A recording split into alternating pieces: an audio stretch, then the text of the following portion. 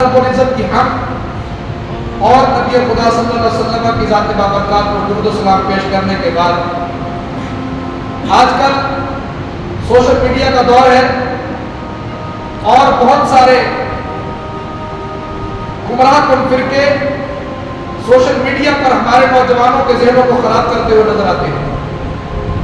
جن میں سے ایک سب سے بڑا فتنہ پلمبری ہے۔ جیلم میں ایک بندہ بیٹھا ہوا ہے، چھوٹی سی کوٹھی میں بند ہے اور اپنے سامنے وہ کتابیں رکھے ہوئے ہیں کہ جن میں ہمارا مدعا موجود ہے، لیکن پھر بھی ہمارے نوجوانوں کو پھسلاتا ہے، بہلاتا ہے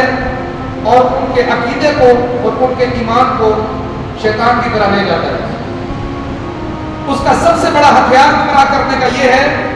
کہ ہمارے آقا مولا صلی اللہ علیہ وسلم کی حیات کا انکار کرتا ہے، کہتا ہے کہ اللہ والے یہاں تک کہ ہمارے نبی مکرم صلی اللہ علیہ وسلم مر کر مٹی ہو گئے ہمارے پاس۔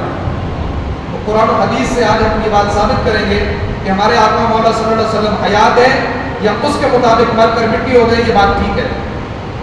وَلَا تَقُولُوا لِمَن يُقْتَلُ فِي سَبِيلِ اللَّهِ أَمْوَاتٌ والی مشہور آیت سے حیات نبی کو ہمارے علماء ثابت کرتے ہیں، لیکن آج اپنے استادوں کی بارگاہ میں سبق سنانے کے لیے ایک اور جہت سے اس مسئلے کو ثابت کرتا ہوں۔ اللہ رب العزت نے قرآن پاک میں ارشاد فرمایا وَمَا أَرْسَلْنَاكَ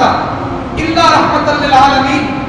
ترجمہ یہ ہے کہ حبیب اپنے آپ کو تمام جہانوں کے لیے رحمت بنا کر بھیجا۔ حضرت علامہ سید محمود آلوسی بغدادی تفسیر روح المعانی والے وہ اس آیت کے تحت لکھتے ہیں قولہ صلی اللہ تعالی علیہ وآلہ وسلم رحمتاً لجمیع بالاعتبار انہ علیہ الصلوۃ والسلام واسطۃ الفیض الالہی علی الممکنات علی حسب القوامل ولذا کان نورہ صلی اللہ علیہ وسلم اول المخلوقات فی قبرہ یا جابر اللہ تعالی خلق من قبل الاشیاء نور نبیک من نورہ وفي روایت اخرى واللہ مقیم مال القاسم الذي اختار وطرح